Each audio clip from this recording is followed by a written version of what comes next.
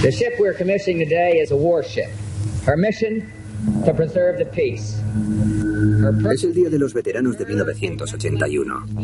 El vicepresidente George Bush vota el USS Ohio, el primer submarino de la serie Trident. Hasta nuestros días, el más temible sistema de armas jamás construido. El sistema de armas Trident puede hacer que lluevan miles de cabezas nucleares y sembrar una destrucción tal que probablemente amenazará la supervivencia de la humanidad. Todos sabemos lo que puede hacer un arma de destrucción masiva. Y nunca querremos utilizarla. Nunca. Si lo hiciéramos, perderíamos todo lo que existe. Hay 18 submarinos Trident, cada uno armado con 24 misiles nucleares. Cada misil lleva 8 cabezas nucleares separadas que apuntan a diferentes objetivos. En conjunto suman aproximadamente la mitad del arsenal nuclear de los Estados Unidos.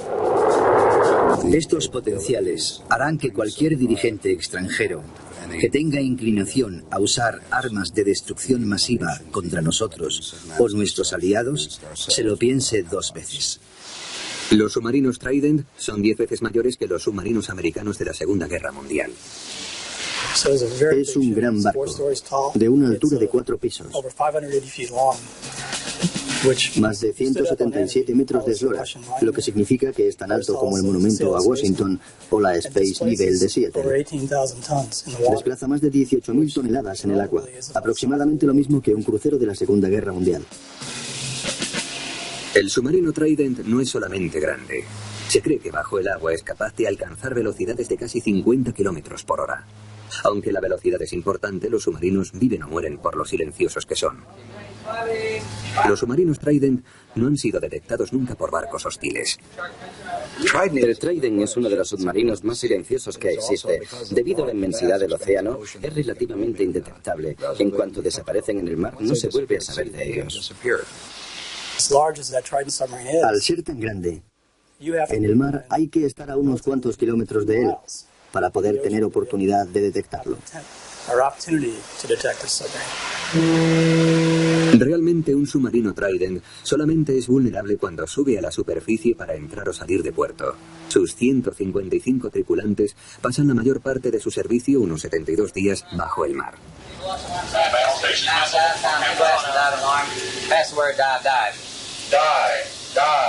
Nadie, excepto los hombres a bordo, conocen la situación exacta de un Trident de patrulla. En conjunto, el Trident es el submarino más sofisticado que la Marina ha botado al mar. El sistema Trident es un arma completa, un matrimonio de submarino y misiles cuya idea nació en los años 50.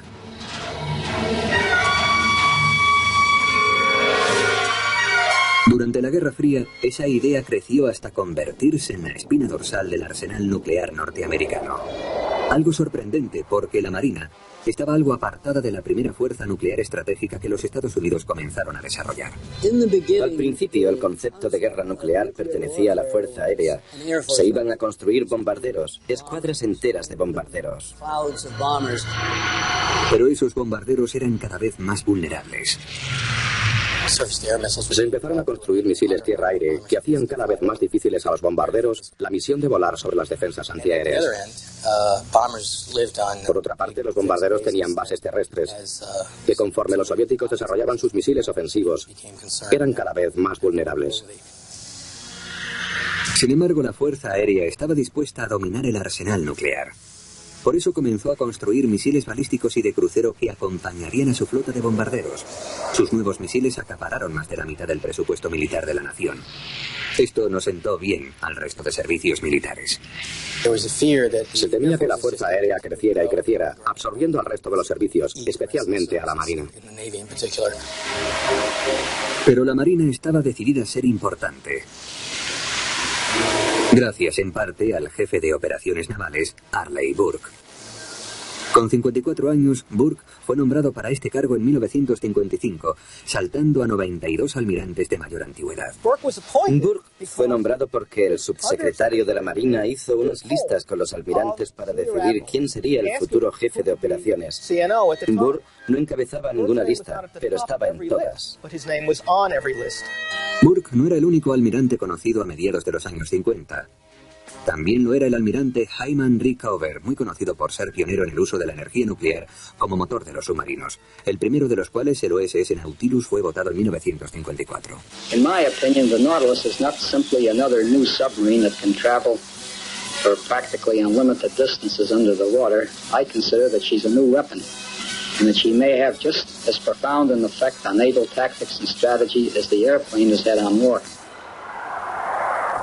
La propulsión nuclear hizo que los submarinos se convirtieran en auténticos sumergibles. Antes de usar la energía nuclear, los submarinos tenían que salir a la superficie regularmente y permanecer allí, pudiendo entonces ser detectados y atacados. Burke se dio cuenta de que Rickover tenía la clave para convertir al submarino en el arma de la disuasión nuclear. El submarino nuclear de Rickover, unido a los misiles balísticos, convertiría a la Marina en la estrella del arsenal nuclear. El almirante Burke estaba convencido de que la unión del submarino nuclear y el misil balístico ofrecería a la nación un arma disuasiva de considerable poder estratégico. Por eso abogó firmemente por la idea. El submarino era imposible de localizar. Un auténtico jaque mate. Si se hubiera dispuesto de él, no hubieran podido derrotarnos, porque el enemigo habría perdido la batalla. La idea de Burke de utilizar el armamento nuclear para impedir que el enemigo atacara era muy diferente de la idea de la Fuerza Aérea, que quería usarlo como armamento ofensivo. La Fuerza Aérea poseía la fuerza del bombardeo del ejército, y las armas nucleares se ajustaban perfectamente a esa estrategia. Había personas que no aceptaban el no como respuesta. Debíamos pelear con armas nucleares. Los bombardearíamos hasta reducirlos a la edad de piedra.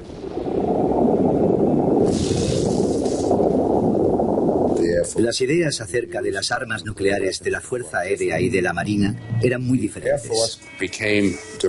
La Fuerza Aérea deseaba utilizar el armamento nuclear de manera exagerada. Muy exagerada. El punto de vista de la Fuerza Aérea sobre el armamento nuclear contrastaba fuertemente con el del almirante Burke y la Marina. Él no quería que las armas nucleares sustituyeran a las armas tradicionales. Quería que se emplearan para disuadir a otros a usarlas contra nuestro país. Lo que Burke quería, además, era reducir las inversiones de la nación en armamento nuclear. De esa forma, todos los servicios de armas estarían mejor equipados para contingencias distintas de una guerra nuclear. La idea de Burke era combinar un nuevo tipo de submarino con un misil también nuevo. El programa sería llamado Polaris, por la estrella polar. La nación y la Marina usarían al Polaris para establecer el nuevo curso de la guerra nuclear. Este sería el primer paso que conduciría hasta el Trident.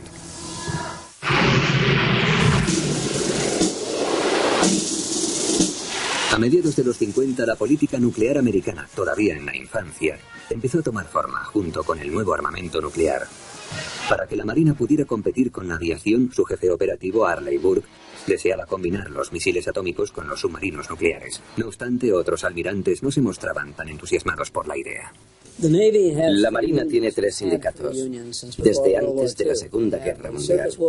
El sindicato de los buques de superficie, el de la aviación y el de los submarinos.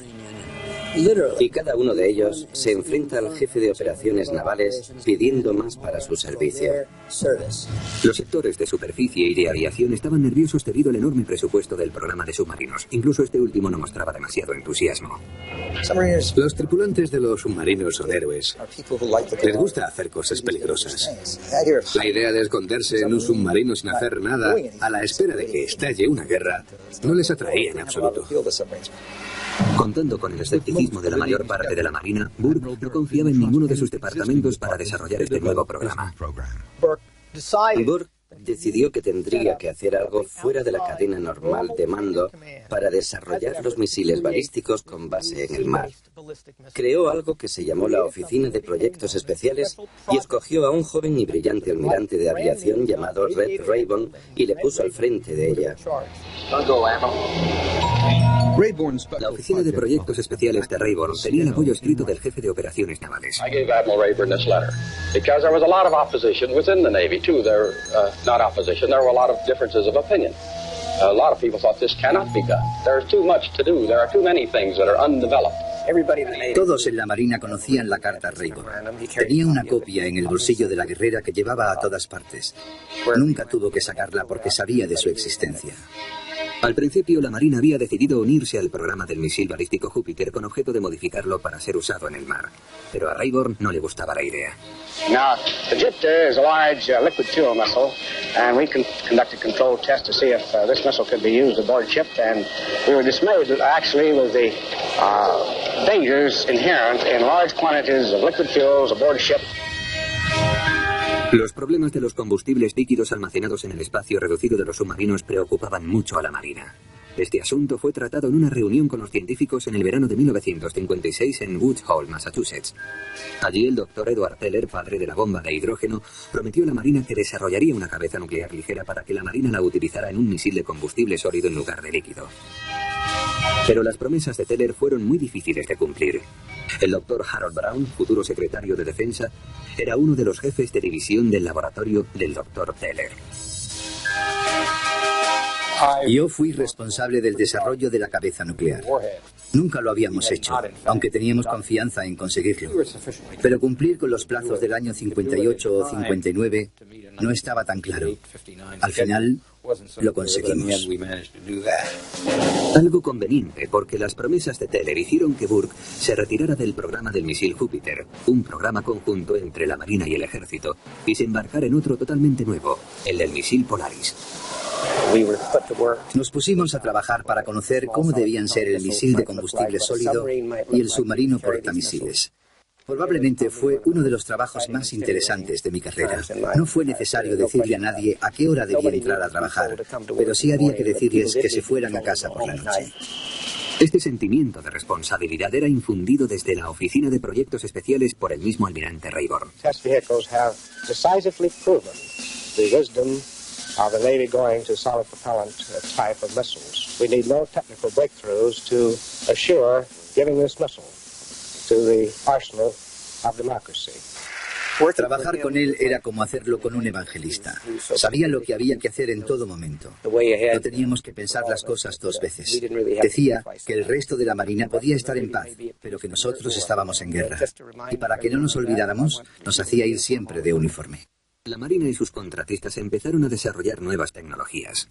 Sin embargo, el lanzamiento del satélite soviético Sputnik en 1957 cambió totalmente el panorama político del Polaris. Entre 1958 y 1959 se organizó uno de esos típicos arrebatos americanos. Antes de que hubiéramos hecho pruebas a escala real del equipo, se aceptó al Polaris como sistema viable.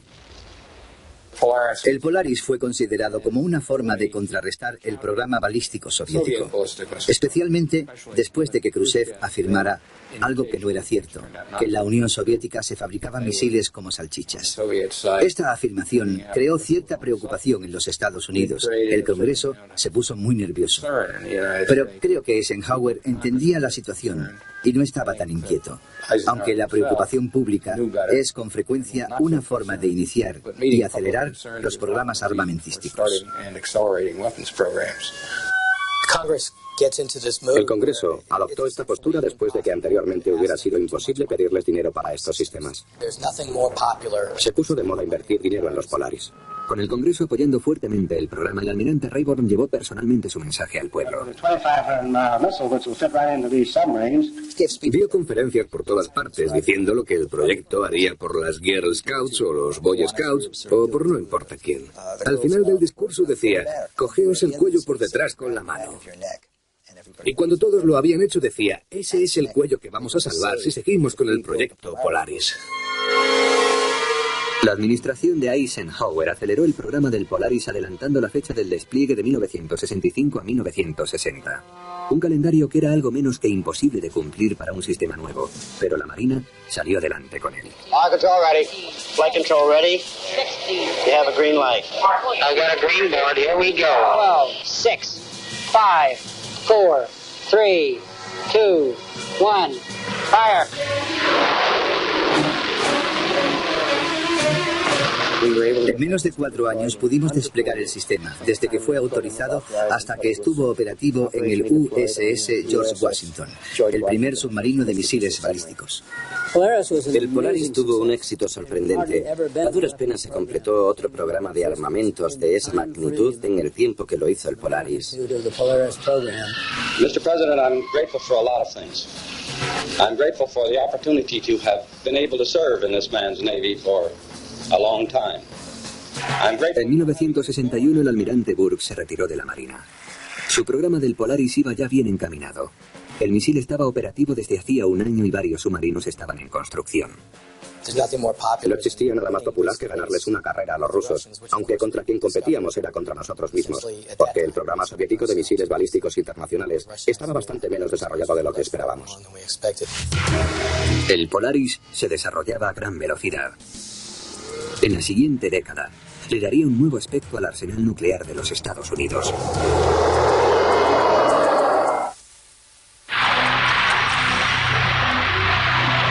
Tan pronto como los nuevos misiles y submarinos Polaris fueron desplegados a finales de 1960, la Marina y la nueva administración de Kennedy contaron con un arma muy especial. Una que era invulnerable a un posible ataque iniciado por los soviéticos. El Polaris fue el primer programa que introdujo el concepto de sistema de supervivencia. Algo que aunque el enemigo quisiera atacar, no podía hacerlo porque no sabía dónde estaba.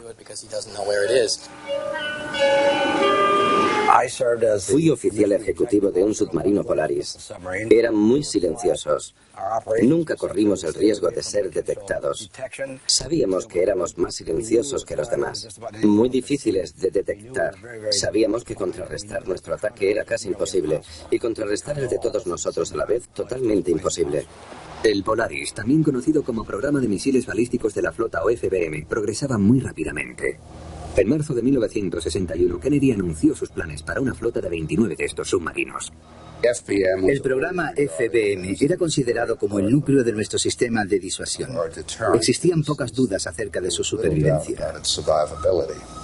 O de su fiabilidad. En 1962, el submarino Polaris USS Ethan Allen lanzó un misil a una distancia de 2.700 kilómetros y detonó con éxito su cabeza nuclear.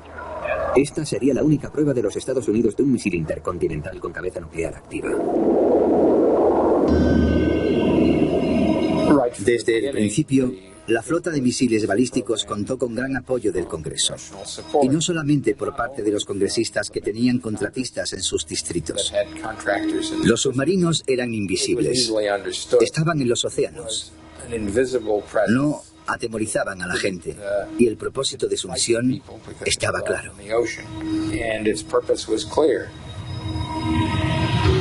La Fuerza Aérea, que seguía considerando el armamento nuclear como su misión primordial, empezó a actualizar su flota de bombarderos, así como desarrolló un nuevo misil intercontinental de combustible sólido llamado Minuteman, que era incluso más preciso que el Polaris.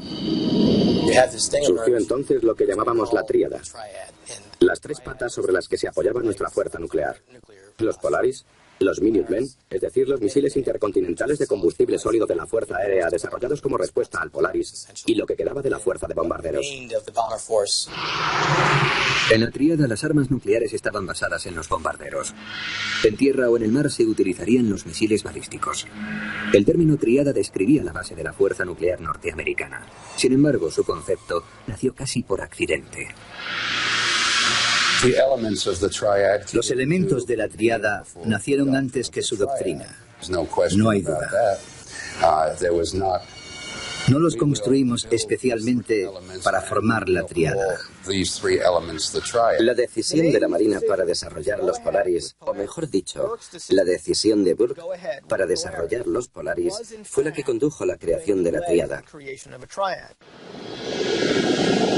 A pesar del éxito del Polaris, la Marina era reacia a gastar gran parte de su presupuesto en él. Se exigió que la Marina desarrollara los Polaris a un ritmo más rápido del que ellos querían. Se gastaba más dinero en él que en el que querían gastar los partidarios del proyecto. En 1961, el presidente Kennedy me nombró director de investigación e ingeniería para la defensa.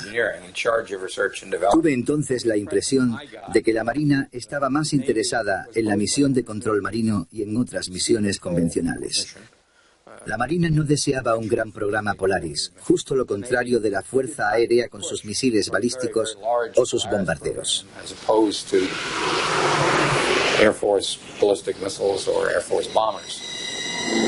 Sin embargo, a principios de los 60, el misil Polaris fue actualizado 2 veces.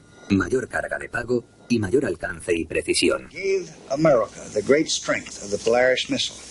En 1965, el presidente Lyndon Johnson anunció otra actualización a la que llamó Poseidón.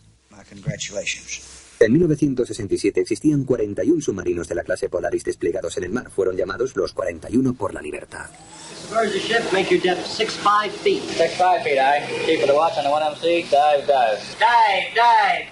A pesar de su inmensa capacidad destructora, el Pentágono había comenzado a estudiar cómo se transformaría ese poder de disuasión al cabo de 10 años. Teníamos que encontrar los sucesores de los Polaris y de los Minutemen. El Departamento de Defensa decidió realizar un estudio que se llamó Strat-X. El objeto del Strat-X era desarrollar un programa que asegurara en gran medida que la fuerza estratégica norteamericana sobreviviría a un fuerte ataque preventivo iniciado por la Unión Soviética. También estudiaba la capacidad de responder a ese ataque con una fuerza sobrecogedora. El Strat-X consideraba todas las alternativas. Al final se llegó a la conclusión de que el submarino lanzamisiles era lo más barato y lo que tenía más posibilidades de sobrevivir, pero esta visión no se extendía al Polaris y al Poseidón. Se pensaba que no se debían emplear grandes submarinos, sino otros barcos más pequeños, en aguas protegidas y cercanas a los Estados Unidos. Algo que fuera más que una barcaza, pero bastante menos que un submarino nuclear. No hace falta decir que a la Marina no le gustó nada la idea. No querían ser simples remeros de barcazas.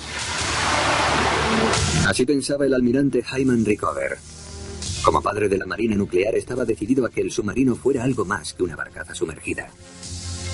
Su concepto fue finalmente denominado Trident.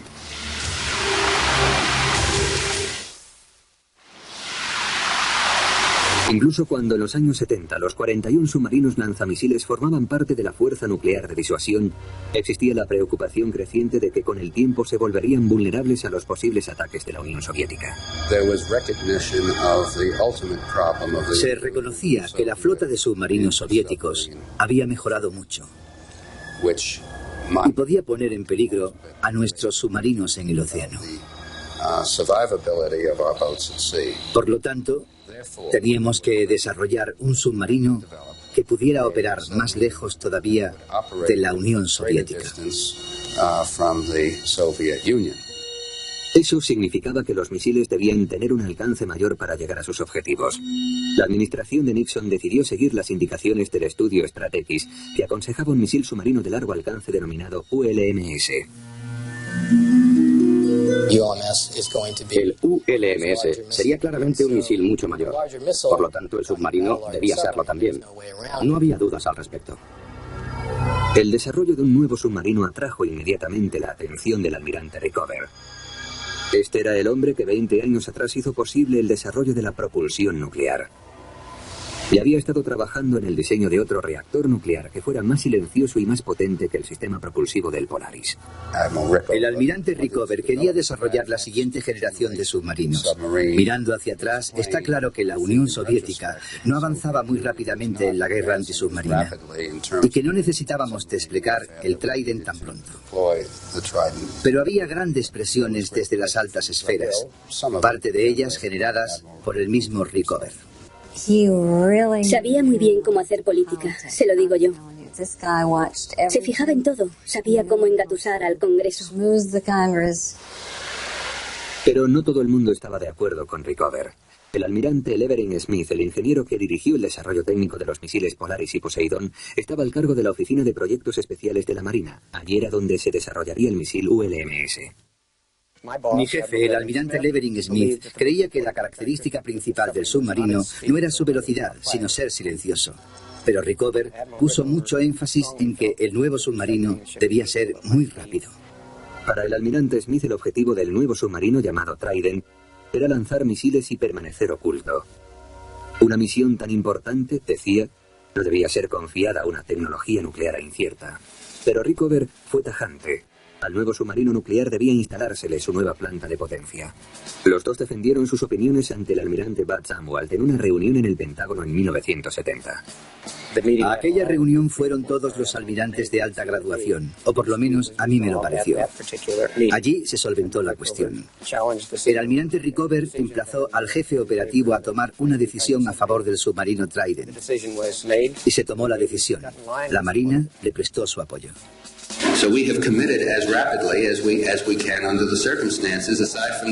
En 1973, la Marina tuvo que enfrentarse a otro reto propuesto por el nuevo secretario de Defensa, James Schlesinger.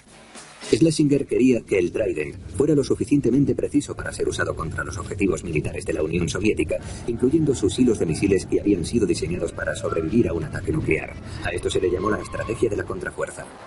Yo diseñé unos ataques selectivos por si se presentaba una invasión masiva de la Europa occidental, en la que las fuerzas de la OTAN fueran rebasadas. Utilizamos una escalada de ataques desde los Estados Unidos contra objetivos de la Unión Soviética seleccionados para acabar con la ofensiva del Pacto de Varsovia. Se trataría de un primer ataque con armamento nuclear contra los hilos de misiles soviéticos, una estrategia a la que la Marina se había opuesto desde el principio. La contrafuerza fue una fuente de discusiones y controversia tremenda en el seno de la defensa americana. La mitad de los contendientes opinaba que la contrafuerza era una forma de mantener unida a la OTAN, y la otra mitad creía que sería una fuente de gran inestabilidad entre las dos superpotencias que debía evitarse a toda costa. Desde los tiempos del almirante Burke, la Marina había considerado a los misiles balísticos como una fuerza de disuasión, una respuesta segura contra un ataque nuclear, no como un arma potencialmente ofensiva. Además, el almirante Smith argumentaba que la tecnología requerida para un misil más preciso no existía todavía. Por eso, la Oficina de Proyectos Especiales y él mismo dudaban en aceptar la nueva misión. El secretario Schlesinger opinaba que las reservas de Smith tenían menos que ver con la no disponibilidad de la tecnología que con sus ideas políticas. Era reacio a que el Polaris y el Poseidón fueran más precisos, porque creía que los políticos estarían tentados de usarlos. Yo expliqué que para mejorar la fuerza disuasoria de los Estados Unidos debíamos disponer de mayor precisión. Él insistió un poco, pero no esgrimió grandes argumentos.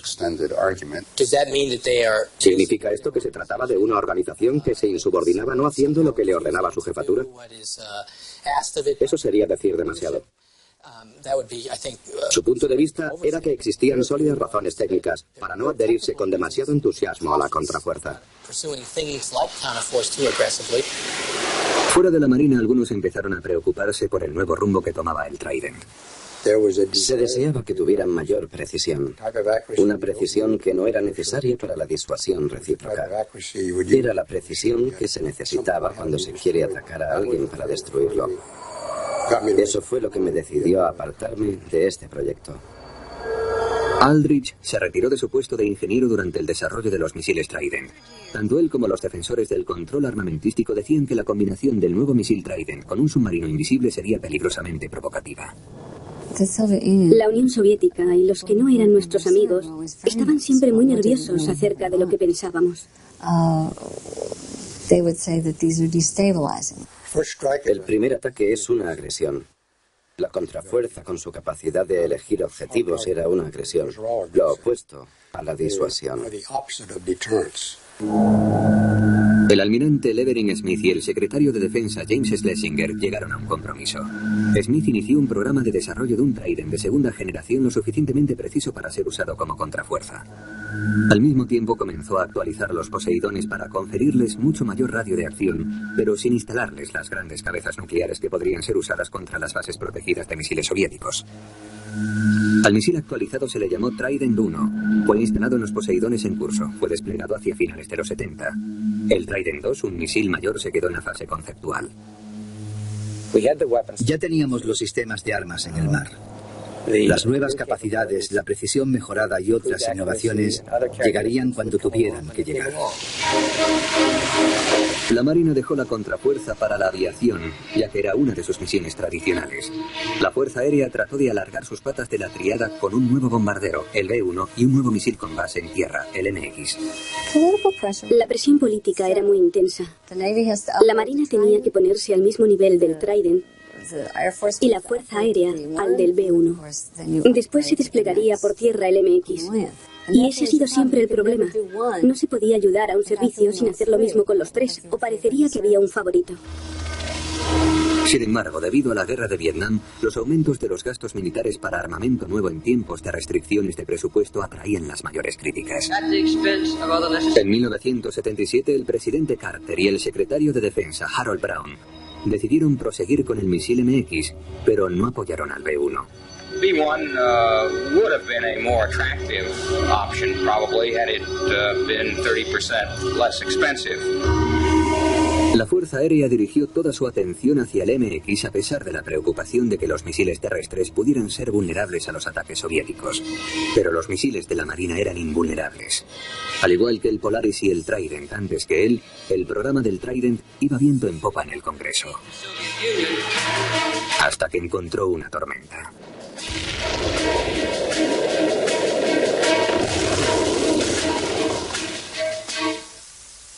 In the 1940s, we took the lead in creating the Atlantic Alliance. We met the Soviet challenges in Berlin. A finales de los 70, el presidente Carter y el Congreso habían acelerado la producción del submarino Trident del almirante Rickover. Pero desde el principio, el programa se había retrasado y había superado el presupuesto. El Trident era un proyecto ambicioso y caro, que se concibió en un momento en el que los programas de armas nucleares empezaban a sufrir restricciones presupuestarias. El submarino Trident fue también víctima de una batalla de diseño entre la Electric Boat Company, el contratista principal, y Rickover. Le acusaron con frecuencia de interferir, creando problemas y retrasos. Yo atribuyo esto a su búsqueda continua de la excelencia en la construcción y en la operación. El almirante Rickover tenía mucho poder, por no decir que era el más poderoso debido a la autonomía en el Departamento de Defensa. What do you think is the prospect then for nuclear war? Oh, I think we would probably destroy ourselves. El submarino Trident fue desarrollado en medio de toda esta pelea. En 1981, con más de 2 años de retraso y cerca de $300 millones por encima del presupuesto, el USS Ohio fue finalmente votado con la asistencia del almirante Rickover. The Ohio represents the latest commitment of the people of the United States to peace. Mientras la Marina votaba su primer submarino Trident, la Fuerza Aérea trataba todavía de hacer que su misil MX fuera invulnerable a un ataque soviético. Each MX missile will be confined to a single road network, connected to 23 shelters. Pero no se pudo garantizar el éxito. Después de varias propuestas caras y controvertidas por parte de la Fuerza Aérea, el programa del MX quedó aparcado. En 1983, la administración de Reagan decidió proseguir por fin con el mayor y más preciso misil Trident II, el mismo que el antiguo secretario de Defensa Schlesinger había previsto para los años 70. Se nos pidió que mejoráramos la precisión, principalmente para alcanzar con misiles balísticos marinos los objetivos que hasta ese momento solamente estaban cubiertos por los sistemas terrestres, los misiles intercontinentales o los bombarderos. La tarea de construir el nuevo misil Trident II recayó sobre el almirante Ken Malley, el nuevo jefe de la Oficina de Proyectos Especiales. Además de construir un misil mayor y más preciso, Malley sabía que tenía que ser fiable. Mi meta en aquellos días era conseguir que el Trident II fuera como un gran camión en lugar de un Fórmula 1. Teníamos una buena idea de cómo se construían los misiles y de cómo funcionaban, excepto por un pequeño detalle. Y esa excepción ocurrió durante el primer lanzamiento subacuático de un Trident II el 21 de marzo de 1989. Bajamos a nuestra profundidad de lanzamiento para disparar el misil. Todo fue muy bien. Escuchamos que desde la superficie decían: aparece el misil, está abandonando el agua. Ignición, misil fuera. De repente la gente se puso a gritar, ¿estáis bien? ¿Estáis bien? Y nosotros contestamos, ¿cuál es el problema? ¿Cuál es el problema? Después de un rato establecimos comunicación y nos dijeron que el misil había dado 3 vueltas de campana. Pasamos de estar muy contentos por un lanzamiento que parecía bueno a preguntarnos de repente, ¿qué hacemos ahora? El día se volvió muy triste en un instante. Fue el primer gran fallo de la Oficina de Proyectos Especiales de la Marina desde los primeros días de los Polaris. El almirante Karl Trost era el jefe de las operaciones navales en ese momento.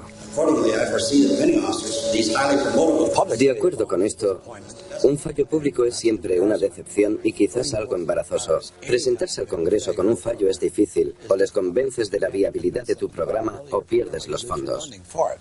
Me llamaron para que informara a varios senadores sobre el programa. Me acuerdo de que entró el senador Radman, parecía el inquisidor jefe. Se sentó y me dijo, buenos días, almirante, gracias por haber venido. Quiero que sepa que soy cazador de patos. Y yo le contesté, ¿y eso qué tiene que ver con mi misil?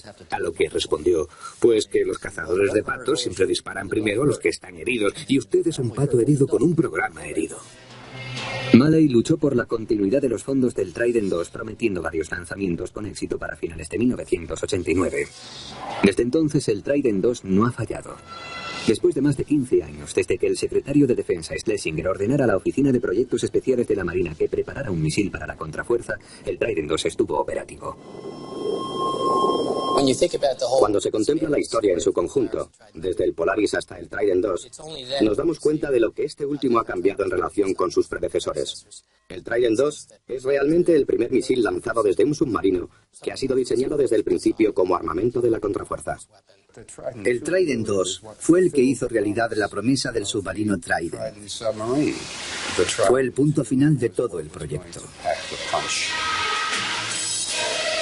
En la actualidad, el misil Trident II y el submarino Trident forman el núcleo del arsenal nuclear norteamericano.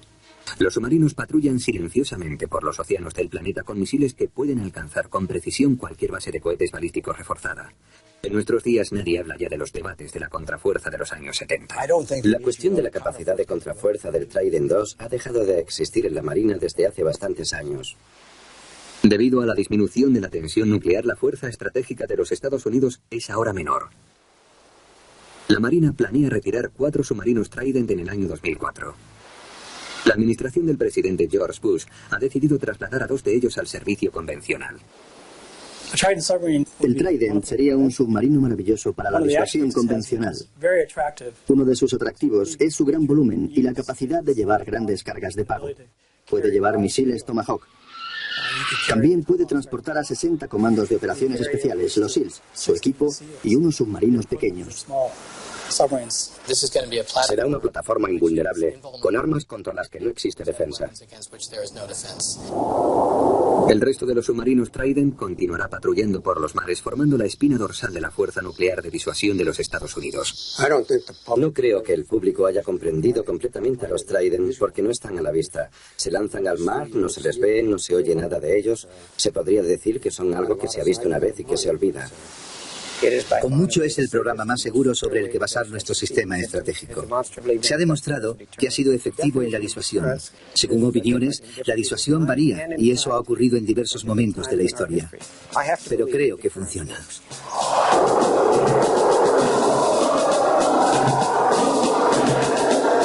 Es un buen ingenio. Tiene mucho alcance, precisión y fiabilidad.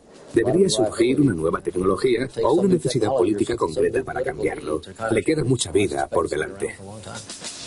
De hecho, el sistema de misiles balísticos de la Marina se ha convertido en un modelo para todo el ejército de los Estados Unidos. Building a 21st century military will require more than new weapons. It will also require a renewed spirit of innovation. The same spirit led Admiral Hyman Rickover in the 50s to the insight that the nuclear genie could be bottled to allow our submarines to stay underwater for months at a time. It led Admiral Red Rayburn to understand how to put a nuclear missile on a submarine. And it led Arleigh Burke, the father of the modern Navy, to have the foresight to put these two men and their ideas together to create the third and most invulnerable leg of our Cold War nuclear triad.